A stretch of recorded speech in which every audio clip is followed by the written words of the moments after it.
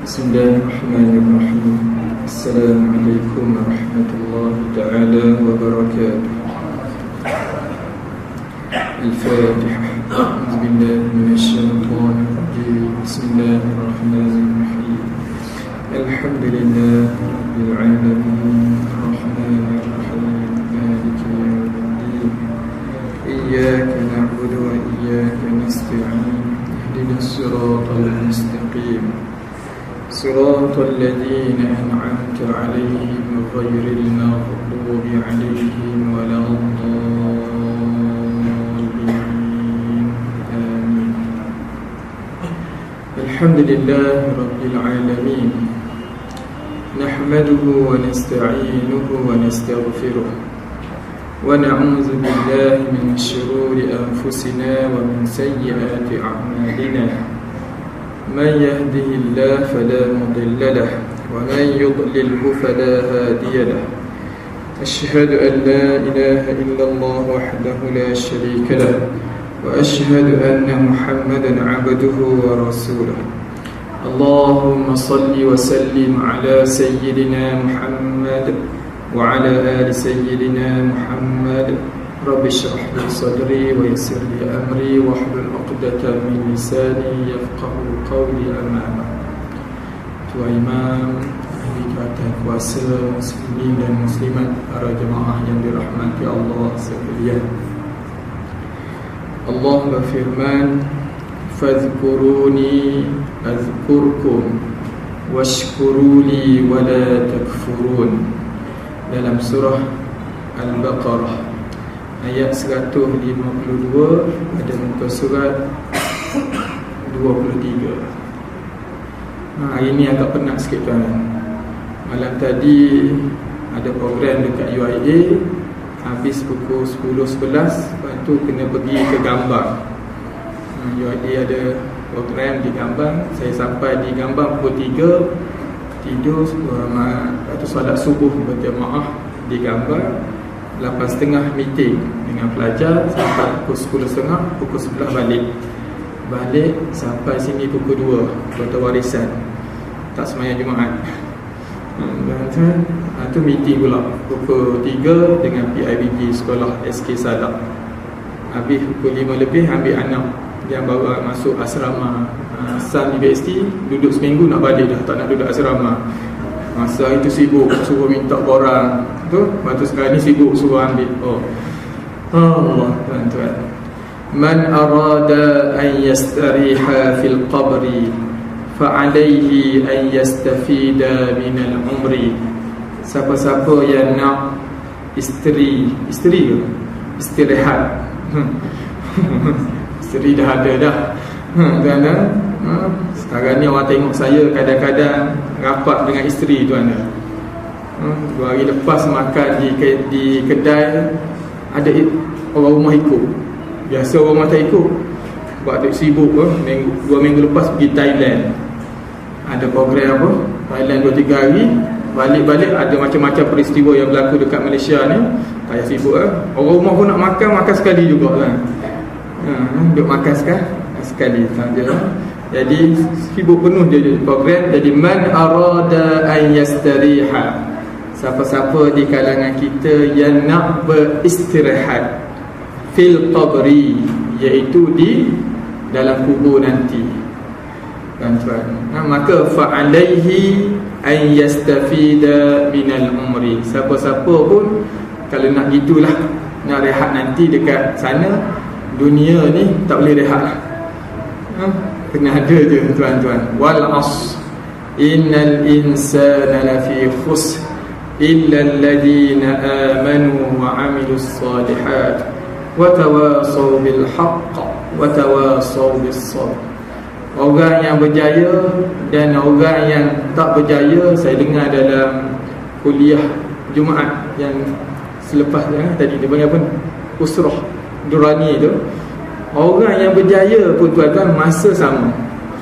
Orang yang tak berjaya pun Allah bagi masa yang sama, iaitu demi masa yang terus berlalu. Ruginya kita lalai selalu. Berimankah kita pada yang satu? Beramalkah kita setiap waktu? Atas kebenarankah kita bersatu? Sabarkah kita saling membantu? Lebih kuranglah terjemah pada malam ni tuan-tuan. InsyaAllah, tak tahulah masuk topik mana, saya bahagi 3 je. Pertama, saya minta izin dengan tuan-tuan nak bercakap tentang apakah amalan ibadat yang Allah suruh kita buat banyak. Kita cuba cek tuan-tuan. Makna dia banyak buat tu Allah suruh, makna itulah Allah akan nilai. Adakah sembahyang ataupun puasa, sama ada zakat ataupun haji. Yang mana satu yang Allah nak suruh kita buat banyak. Kemudian selepas daripada itu tuan-tuan, dalam banyak-banyak anggota kita yang ada ni, mana satukah anggota yang perlu sangat kita jaga? Allah banyak sebut tuan-tuan, walaqad zara'na li jahannama katsiran minal jinni wal ins lahum qulubun la yafqahuna biha wa lahum a'yunun la yubsiruna biha wa lahum adhanun la yasma'una biha ulaika kal an'am bal hum adall. Kita nampak Allah kata mereka ni ada hati, ada mata, ada telinga. Maka kita nampak jawapan yang kena jaga ialah hati. Khatamallahu ala qulubihim wa ala sam'ihim. Nampak jaga hati. Tapi Imam Ghazali tuan-tuan, dia kata bukan hati yang perlu kena jaga paling utama. Mari kita cek kejap lagi. Selepas daripada tu masuk isyak ke tak masuk, masuk isyak ke tak masuk isyak tuan-tuan, saya rasa penat dah, saya nak berhenti lah. Tapi kalau tak masuk, dah masuk pun, kalau tak habis lagi poin, saya tak nak berhenti lagi lah. Iaitu nak cerita lepas tu, di antara kita ni siapa yang lebih hebat. 3 persoalan tu lah kita kupas insyaAllah.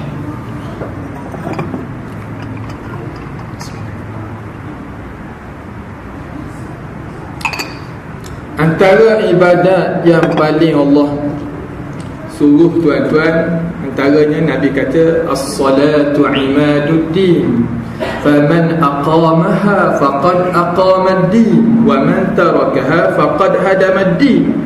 Maka solatlah yang sepatutnya jadi tiang agama. Siapa dirikan solat, dia telah dirikan agama, dan siapa yang sengaja tinggalkan solat, dia meruntuhkan agama. Tapi dalam Quran sebut inna as-salata kanat 'alal mu'minina kitaban mawquta. Rajin sangat pun solat tak kena juga tuan-tuan. Jangan duk rajin sangat. Lepas subuh, lepas sembahyang subuh ada solat sunat, saya pelik lah. Kenapa rajin? Ada tak saya tengok? Tuan-tuan tengok apa rasa? Tuan-tuan buat. Saya tak tahu, saya minta maaf. Sebab saya dulu rajin juga nampak ada orang larang. Lepas sembahyang subuh, waktu tu waktu haram tak? Lepas solat asar boleh? Tak boleh kan? Maknanya rajin macam mana pun solat ni, inna salata kanat 'alal mu'minina kitaban mawquta. Solat yang hebat sakat mana pun tuan, Allah bagi tahu dia adalah kewajipan atas mukmin mengikut waktu-waktu yang tertentu. Maknanya bukan selalu boleh buat solat. Bila kita solat maghrib? Setelah mana? Jam pukul berapa? 7.30 tuan. Betul ke kerana jam 7.30 kita solat maghrib? Sudah. Tuan-tuan, kalau tuan-tuan duduk Sabah Sarawak pukul 7.30 bawa solat maghrib, selok lah. Benar? Maknanya dia bukan kerana 7.30 kita sembahyang maghrib. Pergi pakai jam tu kat kita tak ada tuan-tuan. 7.30 kalau dengar radio dia kata telah masuk waktu isyak di Sabah. Betul tak? Dah isyak dah sekarang ni tuan-tuan. Maknanya bukan kerana jam kita bukan mengikut panduan jam dah. Salah sebenarnya jam-jam ni. Jadi gitu pula. Beda apa? Yang sebenarnya tuan-tuan, ya okey. Sikit-sikit nak beda. Okey tuan. Yang sebenarnya tuan-tuan kalau ni ikut sunnah Nabi, tak tuan-tuan. Ikut sunnah Nabi maknanya dia kena tengok matahari gurub. Itu sebab nama dia maghrib. Tuan-tuan. Matahari jatuh maka masuklah waktu maghrib tuan-tuan. Ada orang tanya soalan dekat imam mana? Dia mari tuan-tuan, waktu tu bulan puasa. Mari tu dengan jubah, dengan baju dia hebat. Imam Malik mula-mula dengan anak murid ni tuan-tuan, bila letih biasa dengan anak murid ni, dah kenal dah. Saya tahu kaki ni kadang-kadang ulu lah lenguh. Aduh, lenguhnya ulu gitu. Tapi saya buat gini kan dia biasa sini.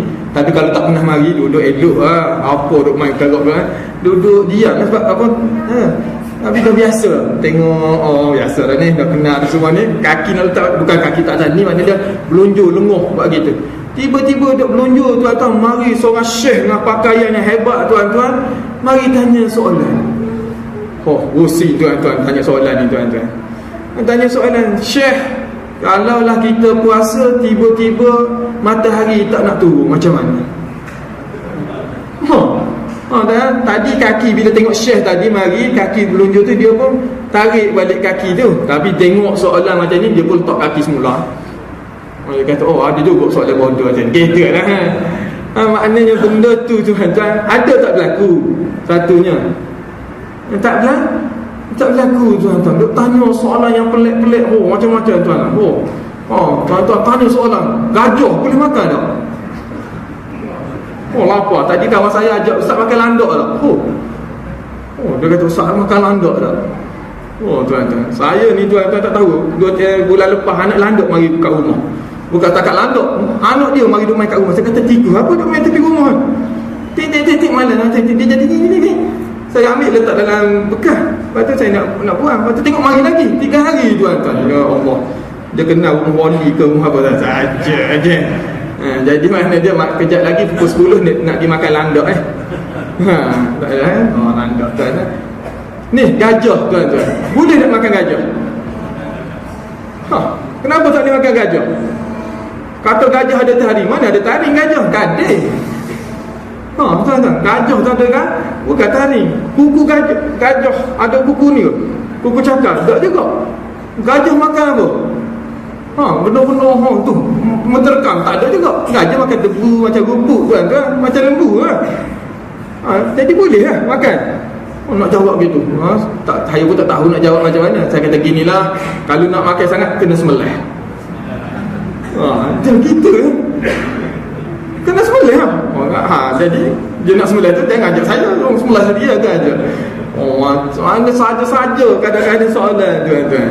Begitulah kadang-kadang tanya soalan tadi lebih kurang gitu. Jadi sembahyang tadi tuan-tuan kerana waktu tertentu. Makna nak bagi tahu ialah bukan selalu kita boleh waktu tadi nak solat. Kejap lagi waktu isyak. Atau waktu pula waktu subuh. Kerana apa kita solat subuh esok tuan-tuan? Kerana naiknya matahari. Dia bukan kerana terbitnya matahari, kerana terbitnya fajar. Terbit matahari dah habis subuh tuan-tuan.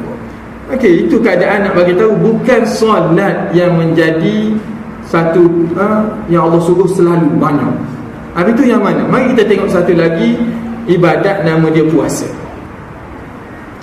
Puasa ayat mana Allah suruh tuan-tuan? Kata ya ayyuhalladzina amanu kutiba alaikumus siyam kama kutiba alal ladzina min qablikum la'allakum tattaqun ayyaman ma'dudat. Iaitu berapa hari? Beberapa hari saja tuan-tuan. Nak puasa. Makna dia dalam setahun beberapa hari. Jadi makna dia nak puasa hari-hari. Kita pun tak hari ni cuma apa puasa hari ni? Ada puasa hari ni? Tak ada kan? Semalam mungkin ada.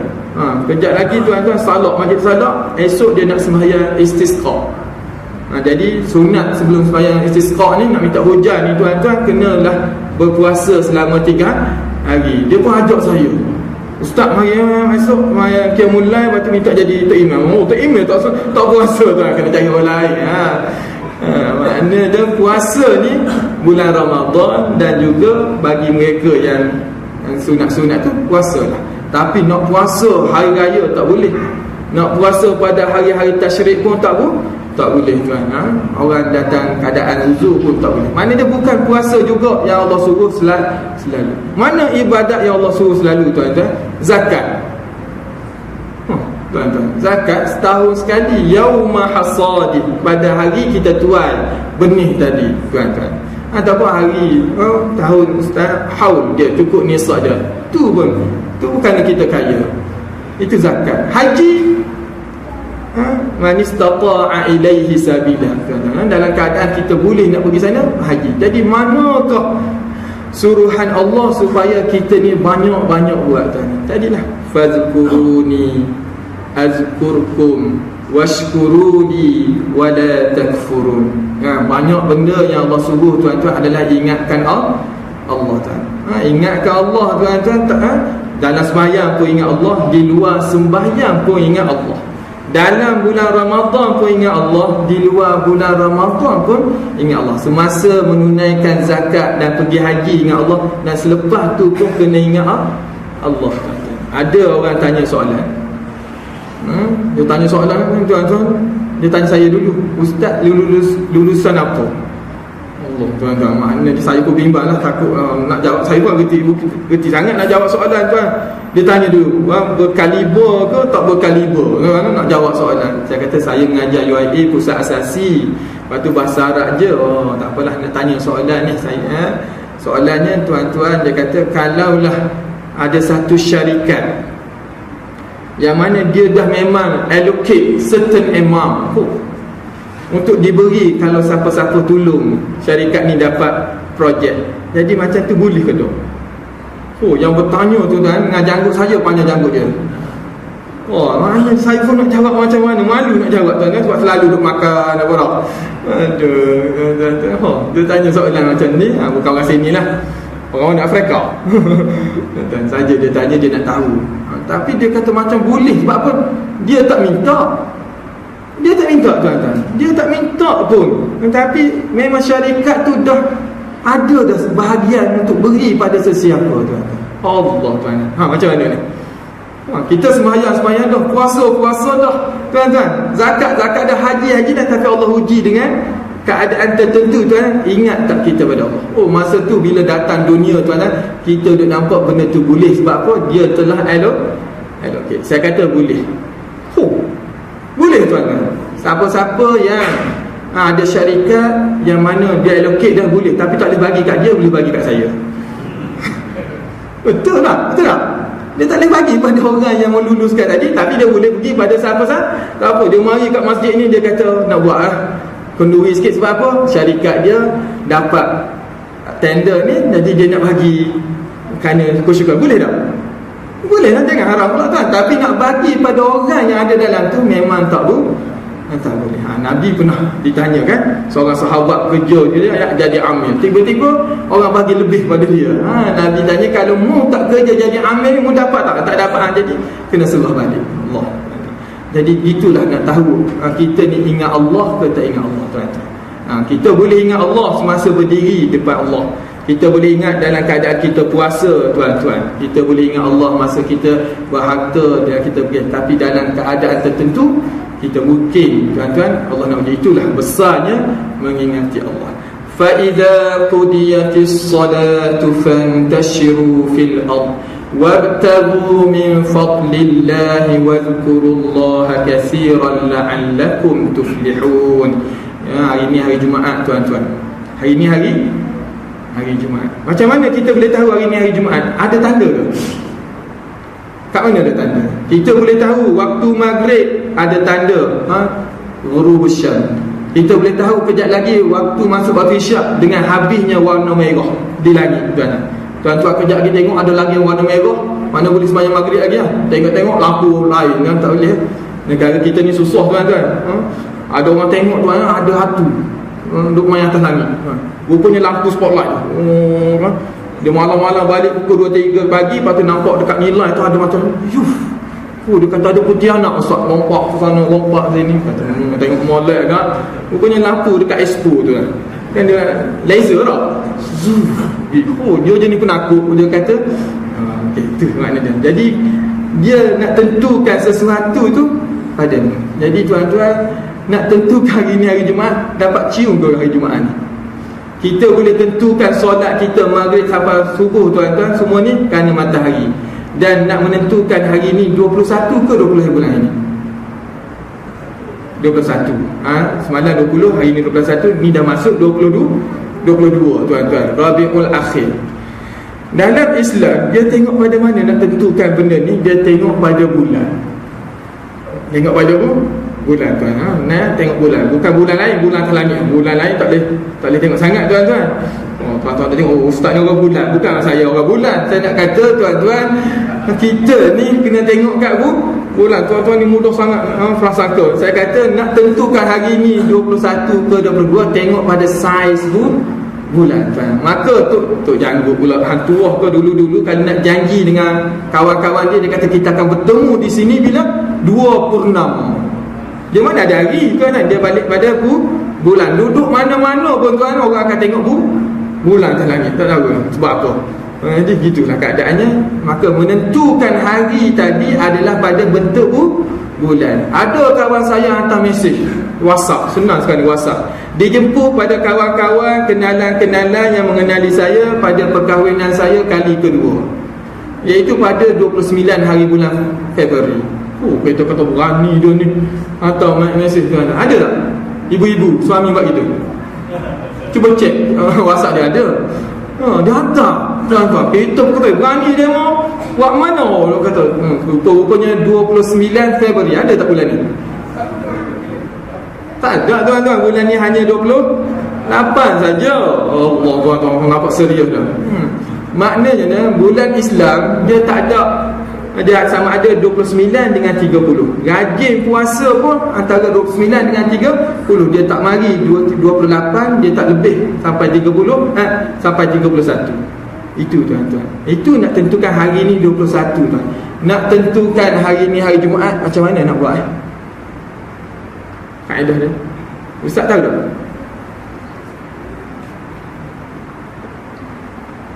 Saya dah tengok dalam Quran sebut tentang peristiwa yang berlaku pada hari-hari, antaranya lah hari Sabtu.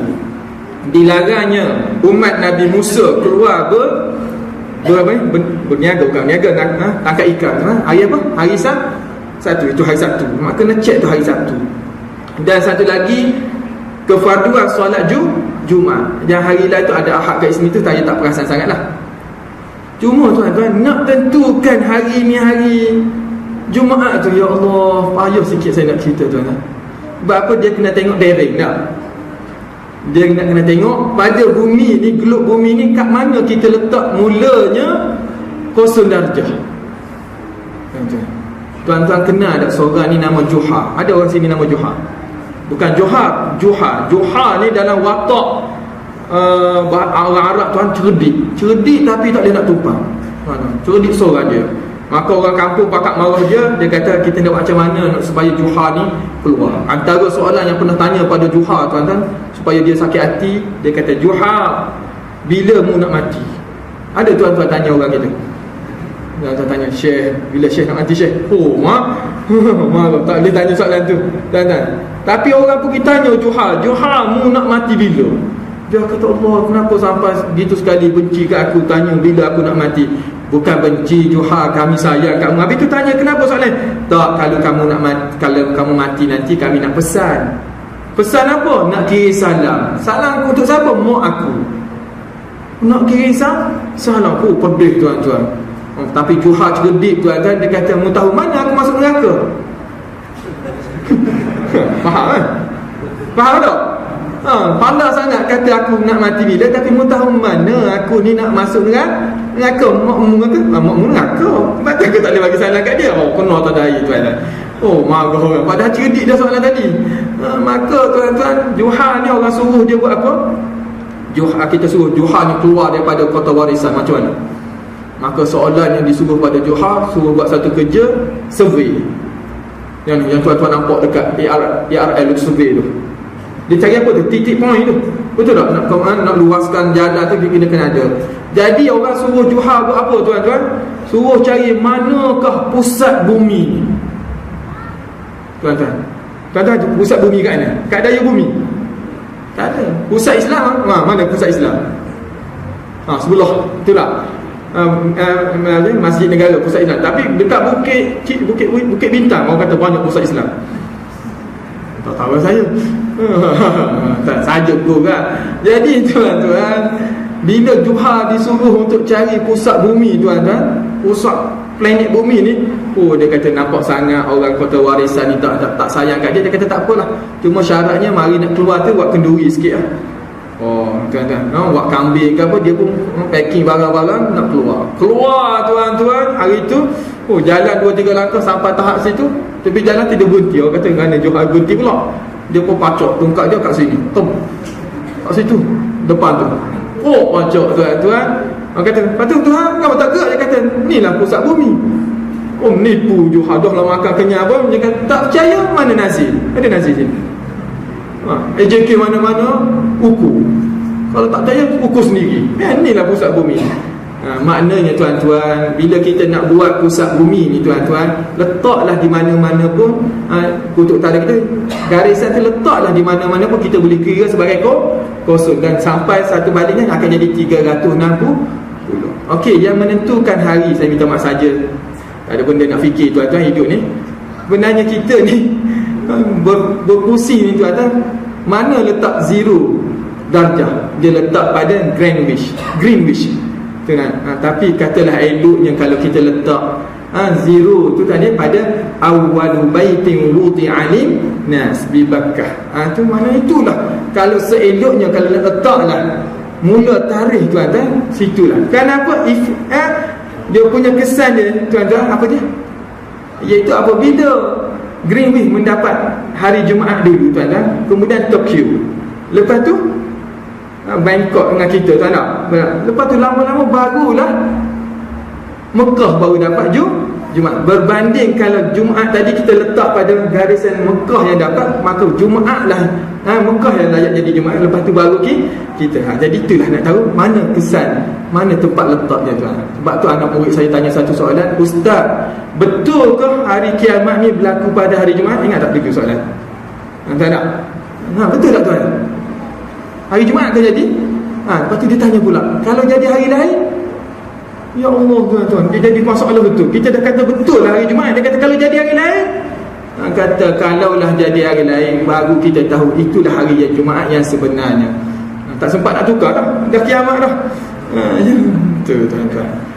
Faham ke ni? Boleh tak? Jadi sebenarnya tuan-tuan, dalam hidup ni benda yang kita kena fasad dalam banyak-banyaklah. Fa idza qudiyatis salatu fantashiru fil ardh wabtaghu min fadlillah wadhkurullaha katsiran la'allakum tuflihun. Benda yang kena banyak kena ingat tuan-tuan dalam keadaan mana-mana keadaan pun ialah mengingati Allah. Dan sebab itulah saya sebut selalu kat saya dan diri tuan-tuan, kenapa kita sembahyang kena ada air sembahyang. Sedangkan air sembahyang tu tak masuk pun dalam rukun sembahyang. Dalam 13 rukun tu ada tak rukun apa ni? Wudu kan? Tak ada. Dia kata berdiri qiyam, kemudian menghadap kiblat, mengangkat takbir pun tak. Takbiratul ihram sampai 13 kan. Wudu tadi adalah perkara yang menyempurnakan solat tadi. La yatimmu illa bil wudu. Tapi tuan-tuan, betapa besar wudu tuan-tuan. Kita tengah solat, tiba-tiba terkentut macam mana? Kentut sikit je. Saya dah tanyakan soalan dulu. Ambil asbayang banyak tuan, tapi kentut sikit je. Batal semua ke batal sedikit?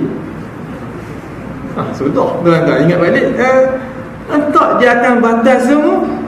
Kenapa jadi gitu? Kerana Allah yang menentukan hukum tadi tuan. Dan kita selalu tuan-tuan jadi mudah ingat benda tu. Sebab apa? Dia kaitan ni adalah anta'budallah ka'annaka tarah wa illam takun tarahu fa innahu yaraka tuan-tuan. Itulah benda yang paling besar, ialah kerana selalu ingat Allah Subhanahu wa taala. Tuan-tuan, Imam Ghazali sebut dalam kitab wasiat dia. Saya tak pasti kitab wasiat Imam Ghazali dia tulis ke ataupun orang lain yang kumpulkan kata-kata hikmah. Imam tahu ke? Ada siapa-siapa mengajar kitab wasiat Imam Ghazali ni? Ada tak belajar? Sebab saya tengok ada kat situ, ada kat situ. Banyak kitab sini tuan-tuan. Nak pegang je rasa berat je. Saya pergi Thailand hari itu, saya bawa satu kitab. Nama kitab adalah Wasiat Imam Ghazali. Sebab apa? Pergi Thailand itu kena duduk hotel. Bimbanglah kita. Jadi Quran ada juga, tapi selalu kita baca Wasiat Imam Ghazali. Masuk hotel, tengok ada kitab tuan-tuan. Tapi kitab dia nama The Teaching of Buddha. Saya kata nak baca hak An-Nasr ni. Saya pun belik-belik lah The Teaching of Buddha. Tengok tuan-tuan, seronok baca pula. Tertarik dengan kitab Buddha, ambil simpan Buddha lebih. Ada dulu dekat pejabat sekarang. Hari tu pergi tidur mana, ambil Bible. Berat tuan-tuan. Ni nak cari satu lagi kitab Kasih Ahmad pula. Jadi bila baca kitab Buddha tuan-tuan, rupanya saya tak tahulah keadaan, minta maaf tuan-tuan kalau saya tersilap. Buddha ni agama dia tuan-tuan, dia hanya satu je patung. Itulah patung Buddha. Berbanding dengan patung Hindu lain. Hindu macam-macam tuan, daripada kecil-kecil tuan-tuan sampai ke besar-besar jadi patung tuan-tuan. Kalau kapok pun jadi patung, monyet pun jadi, ular pun jadi, orang pun jadi tuan-tuan. Dah tak pakai perut nampak, habis nampak tuan. Kadang-kadang terselok saya tengok kain yang dia pakai tu. Anak saya kata, kenapa patung ni nampak tu? Ada dekat sana tuan. Allah. Tapi Buddha, itulah patung dia. Satu. Dan tangan dia saya tengok tu gini. Saya pun tanya orang Thailand, kenapa tangan Buddha tu gini? Orang Melayu lah. Dia kata dia pun larang orang jangan sembah dia. Tangan dia tangan. Duk gini. Kadang-kadang tangan satu lagi juga gini pula. Kalau sembah dia pukul. Tengoklah Buddha pun dia tak suka. Kalau belajar kisah dia adalah anak kepada raja. Duduk dalam istana, bila tahu-tahu ada orang susah, dia tinggalkan istana, dia hidup cara Tuhan. Maka dia jadi Buddha. Dan kemungkinan orang kata, minta maaf lah tuan-tuan, Nabi ni ramai, beribu Nabi, betul tak? Disebut dalam Quran 25, itulah Nabi, itulah Rasul. Jadi ada orang pendapat kata mungkin Buddha ni adalah seorang Nabi, tapi selepas itu pengikut dia lah yang jadi ta'assub, maka jadilah satu agama aliran Buddha. Boleh jadi tak? Kalau tuan-tuan tak percaya, tengok pada Kristian. Ada tak patung Al-Masih Nabi Isa? Kan ada tuan-tuan. Tengok pula cara Buddha tidur. Sudah kali ni. Tuan-tuan, ustaz ni mengajar Syama'il ke kitab Buddha ni? Kan kita ada kitab Syama'il Muhammadiyah. Tengok tuan-tuan, pergi Kelantan, dia panggil apa ni, Serambi Mekah. Kita dia ingat bila Serambi Mekah ni hebat belaka. Rupanya patung yang paling panjang di Asia Tenggara duduk di Kelantan. Gini tidur, betul tak? Tidur kan, kaki pula cantik. Itu sudah nak kata sabar. Kalau nak kata sunnah Nabi tuan, cek balik tarikh. Mana dulu Buddha dengan Nabi kita sallallahu alaihi wasallam. Lepas tu takkan pula kita nak kata Nabi pula ikut sunnah Buddha. Habis tak tahu mana saya. Tapi kita baliklah apa yang Nabi sebut, innama bu'ithtu liutammima makarimal akhlaq. Nabi cakap tu, sesungguhnya aku ini diutuskan. Nabi ni bukan Nabi pilih nak jadi Nabi, Allah yang pilih lantik jadi Nabi. Tujuannya liutammima. Liutammima makna untuk Nabi jadi menyempurnakan akhlak yang baik-baik dah. Maknanya sebelum tu dah ada perangai yang elok-elok, cuma Nabi datang memperelokkan. Maknanya iktiraf lah. Ada yang tidak tu Nabi tak kata itu dia ada baik. Nabi pun bukan Nabi ikut mana Nabi yang Rasulullah SAW tuan-tuan. Kalau dengar cerita Nabi, ialah Nabi walaupun diutuskan yang terakhir, tapi dari segi pelantikan Nabi lah yang paling pertama. Itu ada segi tu. Maka tuan-tuan, itulah cara Nabi. Jadi nak sebut kat sini ada tangan, ada mata, ada telinga tuan-tuan. Telinga dapat mendengar bunyi suara. Telinga suka mengerti bila hati bicara.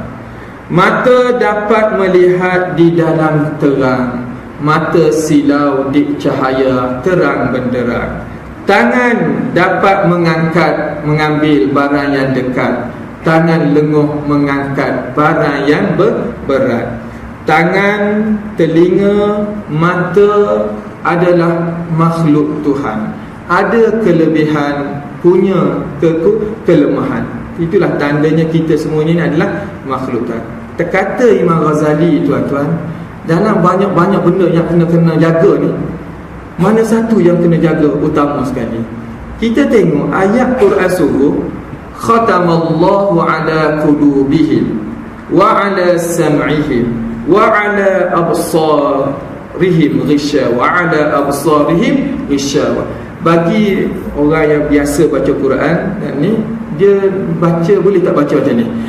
khatamallahu ala qulubihim wa ala sam'ihim wa ala absarihim. Oh, cantik betul. Boleh tu kita. Kan dia ala belaka tu. Khatamallahu ala qulubihim wa ala sam'ihim wa ala absarihim. Tak dibaca gitu. Dia kena berhenti kat mana? Khatamallahu ala qulubihim wa ala sam'ihim wa ala absarihim ghishawah. Berhenti situ. Kalau belajar bahasa Arab hebat. Dia ada satu jumlah nama jumlah fi'liyah. Ada satu lagi jumlah ismiyah. Jumlah yang pertama khatamallah, Allah menutup, mengunci hati dan juga pendengaran. Yang itu Allah buat. Hati dan pendengaran. Wa ala absarihim ghisyawah. Tapi yang kamu tutup mata tak nampak kebenaran tu bukan Allah tutup, mu yang sengaja pejam mata. Itu ayat tu tuan. Cara baca dia gitu. Mana dia? Allah tutup hati, Allah tutup pendengaran, tuan-tuan. Jadi manusia ni tuan-tuan nak kena jaga hati dan jaga pendengaran. Mata tu tuan-tuan bagi kita sendiri. Tapi Imam Ghazali dalam kitab dia kata tuan-tuan, benda yang paling kena jaga bukannya tangan, bukannya kaki, bukannya hati, bukannya telinga, tapi mata. Saya pun pelik kata kenapa Imam Ghazali susun dalam ni 5 perkara ni mata letak pertama, sedangkan hati. Dari mana datangnya cinta? Dari mana datangnya cinta? Bukan di hati, bermula di mata. Kenapa cinta jadi buta? Kerana di hati kasih bertah. Banyak 2-3 hari ni WhatsApp tuan-tuan, macam-macam gambar offer macam mana. Nak sebut pun malu tuan-tuan, tentang orang bercerai apa ni. Dah sekali nak sebut tak nak sebut, saya pun buat sajak sikit pantun je. Saya kata tanda bukan sebarang tanda, tanda ini tanda putera. Oh, pernah dengar tanda putera? Janda bukan sebarang janda saja, janda ini anak empunya. Oh, nak tak boleh ambil tu. Saja duk main WhatsApp saya letak tu. Amboi ustaz ni dia tahu tuan-tuan. Dari mana datangnya cinta tuan-tuan? Bukannya di hati, bermula di mata. Kita azankan dia. Teruskan. Oh, ada teruskan, ada kan dua pandangan. Kalau azan lambat sikit habis tak? Kalau teruskan cepat habis sikit ke gitu? Okey tuan-tuan, kenapa Imam Ghazali letak kena jaga mata? Kerana Imam Ghazali pandangannya jauh. Iaitu dia kata tuan-tuan, apabila kita nanti dapat masuk syurga. Tuan-tuan nak masuk syurga tak? Kau rasa okey? Bila dapat masuk syurga tuan-tuan, Imam Ghazali kata segala anggota ni akan dapat menikmati syurga tadi. Hebat. Tangan dapat mengambil buah-buahan kan. Walahum ma yad'un. Minta je masuk tu. Seronok. Kaki tuan-tuan dapat berjalan. Ada satu pohon dekat syurga tuan, 70 tahun ke? Nak kata 70,000 saya tahu. Ingat dalam 70 tahun tuan, pokok tu dia punya bayang dia, naungan dia jalan tak habis. Lenguh lah kalau ibarat dia. Luahnya pokok tadi, apatah lagi ku syurga tadi. Dalam banyak-banyak tangan dan kaki tuan-tuan, telinga yang semua, nikmat yang paling besar kata Imam Ghazali ialah nikmat mata. Kita pun kenapa nikmat mata saya pun dapat dah. Kerana kalaulah tuan-tuan syurga luah macam mana pun, kalau mata buta nak apa tuan-tuan? Kau kata besarnya kita buat rumah besar lah untuk ustaz ni tuan-tuan. Dia pun buat besar, tapi saya buta. Mana saya tahu besar mana? Luahnya pokoknya tengah padang. Luah. Kita kata luah, pokoknya padang tu tuan. Allah. Jadi gitu je kita. Sebab apa? Tak nampak. Tapi Imam Ghazali kata bukan kerana mata tadi untuk lihat ni, tapi sebenarnya nikmat yang paling besar di syurga ialah kerana mata ini dapat melihat wajah Allah. Oh tuan-tuan, itulah sebab benar kena jaga mata di dunia supaya mata ini dapat lihat wajah Allah. Dan nikmat Tuan-tuan, orang kafir tak dapat lihat wajah Allah. Itulah satu kesengsaraan, azab yang paling hebat bagi orang kafir. Mereka ni tak dapat lihat Allah, tuan-tuan. Orang yang paling akhir keluar daripada api neraka, siapa dia, tuan-tuan? Orang yang paling akhir keluar daripada api neraka, dia tak ada kat sini. Saya dah check dah. Saya tengok tak ada kat sini ni. Orang paling akhir keluar daripada api neraka, tuan-tuan, dia tak tahu dia adalah orang paling akhir. Maknanya dia tak pernah dengar mengajar, tuan. Dia tak tahu ada ke orang paling akhir. Maknanya dia tak pernah tahu cerita ni, tuan. Dia bagi dia tak penting syurga kan. Neraka cuma ada dia buat baik sebesar debu, tuan, tapi Allah kira dan dia dapat masuk syurga. Tuan-tuan, last kali boleh keluar dari api neraka, tuan. Dengan meresoknya, dengan apa ni, begitunya, guling-guling last kali keluar daripada api neraka. Dia merasakan dirinya lah paling bahagia di dunia. Orang lain tak dapat nikmat macam dia. Kenapa jadi gitu? Sebab dia tak pernah mari dengan orang ceramah. Betul tak? Kali dia tahu bahawa dia orang terakhir, orang lain dah lama dah masuk syurga. Tapi tengok, tuan-tuan, tak dengar ceramah pun boleh masuk syurga juga, tuan-tuan. Betul tak? Betul, tuan-tuan. Orang yang tak ada apa-apa pun Allah akan tentukan dia masuk syurga, dia akan masuk syurga. Last kali, tuan-tuan, antara yang tu, dia tengok depan sana ada satu pokok. Tak masuk syurga lagi, dia ingat masuk syurga lah. Pokok tu dia tengok, dia nak duduk dekat. Maka Allah pun dekatkan dia dengan pokok tadi. Maka dia kata, nikmatnya pokok ni. Lepas tu tengok ada pokok lagi besar. Rupanya pokok yang dia duduk, dia pokok rambutan je. Pokok yang depan tu pokok apa? Durian, tuan. Durian musangking ke. Lepas tu dia dapat lagi, tuan. Dan tengok lagi, tuan-tuan, ada lagi. Mana ni? Kawasan lain yang banyak lagi pokok. Dia minta dengan Allah supaya dekatkan lagi, dapat. Last kali dia rupa-rupa, tuan-tuan, yang dia duduk tu bukan syurga lagi. Depan sana baru ada syurga, tuan-tuan. Last kali dia minta masuk syurga. Yang ni Nabi tersenyum. Banyak ada keadaan Nabi suka, tuan-tuan. Nabi suka bila umatnya masuk syurga dan umatnya berbicara dengan Allah. Bila Allah kata boleh masuk syurga, dan aku bagi masuk syurga seluas bumi, dan bimbang takut ni minta lagi syurga lagi satu lagi luar, Allah get ready dah satu lagi syurga, tuan. Dua dapat. Jadi, tuan-tuan, orang yang paling akhir masuk syurga, luas mana syurga dia? 2 kali ganda bumi yang kita ada. Dia tak tahu, tuan-tuan. Maka dia kata ke Allah, Ya Rabbi, atastahzi'u bi wa anta Rabbul alamin. Wahai Tuhan, adakah kamu nak buat lawak dengan aku, main-main macam ni, sedangkan kamu tak layak buat gitu, kerana kamu ni adalah Tuhan segala alam, seluruh alam. Nabi dengar gitu, tuan, Nabi rasa suka. Macam-macam, tuan tengok apa ni, Maharaja lawak tu kan?